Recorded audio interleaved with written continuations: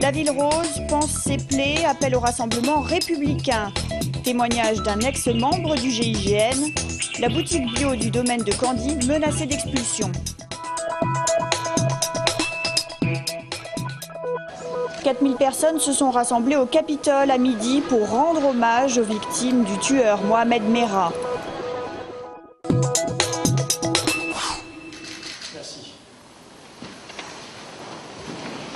C'est un conseil municipal un peu spécial qui s'est tenu aujourd'hui, un jour après l'épilogue de la série de meurtres qui a secoué Toulouse pendant plus de 10 jours. Les élus ont tenu les uns après les autres à rendre hommage aux familles des victimes. Midi, place du Capitole, près de 4000 personnes se sont rassemblées. Abel, chez nous. Jonathan Sandler.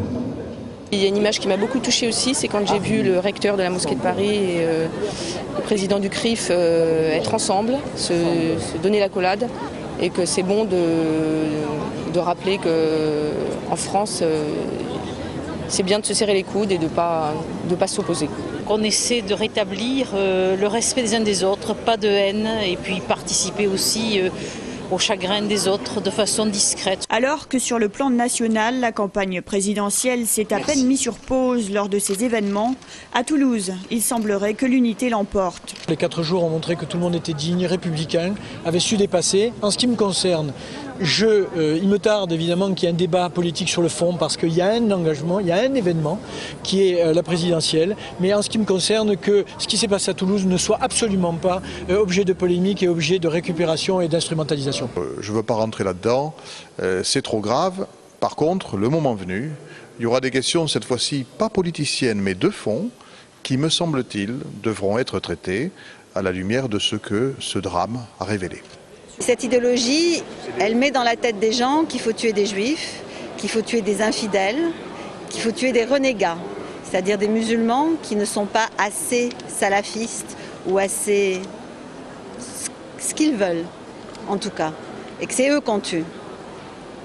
Et ces appels-là, ils ont lieu sur le territoire de la République. Et ça, c'est insupportable.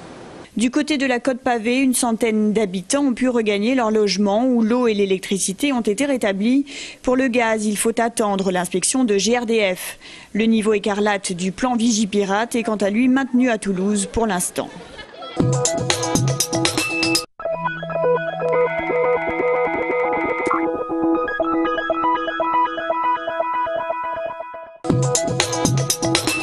L'affaire Merah, malgré la mort de Mohamed Merah, l'enquête suit son cours. La garde à vue se poursuit donc pour sa mère, son frère et sa belle-sœur. Pour les besoins de l'enquête, les gardes à vue relatives au terrorisme peuvent ainsi durer jusqu'à 6 jours. À ce sujet, donc, aucune information supplémentaire ne peut être transmise actuellement. Un jour après l'assaut, Régis Lecomte, ancien membre de l'unité spéciale du GIGN, nous donne son avis sur l'intervention du RAID. La difficulté, encore une fois pour ces hommes, c'est d'aller chercher quelqu'un vivant.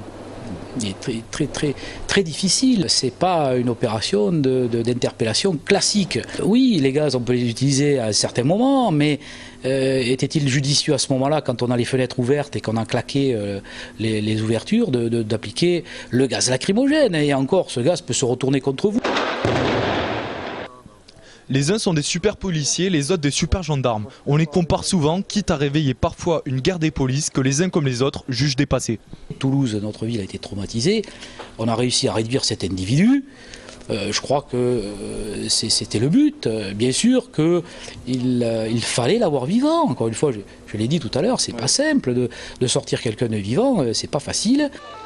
Il devait l'appréhender vivant. Mohamed Merah est mort. 30 heures de négociation n'ont pas suffi. Un résultat insatisfaisant pour certains et inévitable pour d'autres. La grève des inspecteurs du permis de conduire débutée lundi se poursuit à Toulouse. 3 inspecteurs sur 9 ne travaillent pas aujourd'hui encore. Ce sont donc 33% des examens qui sont annulés. Au niveau national, le taux montait à 45% jusqu'à mercredi. Les derniers chiffres ne sont pas encore connus en raison des manifestations qui ont lieu devant Matignon hier. Les syndicats ont été reçus de nouveau aujourd'hui à 15 h. Ils espèrent trouver un compromis et voir la grille des salaires évoluer. Mais si la situation ne se débloque pas, la grève sera reconduite dès lundi.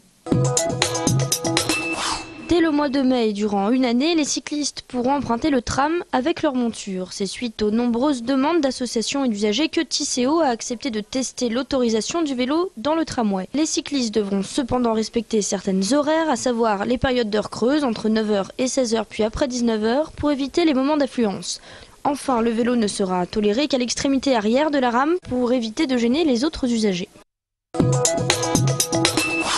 Action de rue au château des Vitarelles, c'est 15 sans-abri qui en ont fait leur résidence principale depuis 12 jours. Mardi, ils s'entretenaient à la mairie où ils ont proposé leur projet de vie. Un projet qui consiste à demander de signer un bail précaire et d'utiliser les lieux comme accueil de jour pour les sans-abri de Toulouse avec un point internet et différentes activités comme une classe d'alphabétisation ou un atelier peinture. La mairie a pris en compte leurs demandes mais n'a pour le moment accepté aucun accord de ce type. Une procédure d'expulsion est toutefois en cours, mais la municipalité doit les recontacter après analyse du projet. Ils sont désemparés. Les 4 associés de la boutique Biolou Salle de Candy ont reçu le 14 mars dernier un avis d'expulsion de la mairie de Toulouse. La commune souhaite créer un pôle d'animation autour du vin et de la culture biologique. Marion Goulet, co-gérante de cette boutique qui vend des produits fermiers locaux et bio, ne comprend pas. On est un peu perdu en fait. On ne comprend pas pourquoi ils nous excluent. Ils proposent un projet qui ressemble très fortement à ce qu'il y a déjà dans le magasin.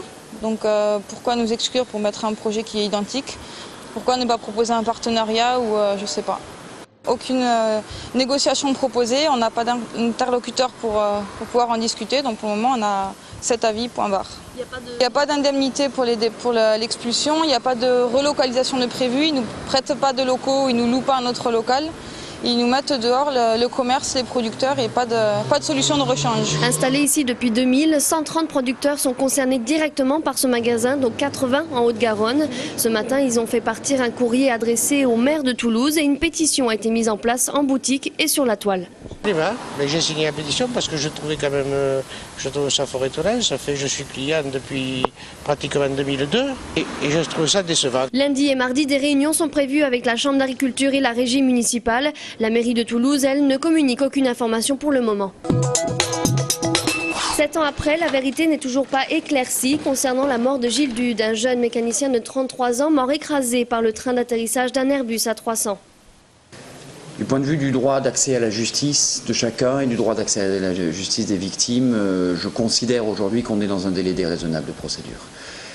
Il va sans doute y avoir des appels de décisions du tribunal correctionnel, quelles qu'elles soient, et finalement, lorsque le tribunal statuera, il risquera de s'être passé 10 ans. Est-ce qu'il est raisonnable de faire peser sur les parents d'une victime 10 ans de procédure pour simplement leur permettre d'avoir accès un jour peut-être à la vérité? Personne actuellement n'a été mis en cause. Le 7 juin prochain, le tribunal se prononcera sur la recevabilité de la citation directe. L'affaire pourrait enfin être jugée en profondeur. Dans le cas contraire, le dossier sera clos. Ce soir, les Toulousains se déplacent au stade André Moga pour y affronter Bordeaux-Bègles. Ils auront à cœur de conforter leur première place et de confirmer leur dynamique après la victoire sur le fil face à Castres. Les Rouges et Noirs, meilleure attaque du championnat, auront affaire à la deuxième meilleure défense à domicile. Les stadistes pourront compter sur le retour du talon titulaire William Servat, tandis que le capitaine Thierry Dussautoir sera laissé au repos. Le TFC reçoit ce week-end l'AG Auxerre au Stadium dans le cadre de la 29e journée de Ligue 1. Actuellement 4e, le club de la Ville Rose s'est parfaitement replacé pour le sprint final grâce à ses 4 victoires sur les 5 derniers matchs. Les hommes d'Alain Casanova ont montré leur solidité face à Rennes et peuvent envisager un destin européen en cas de victoire face aux Bourguignons.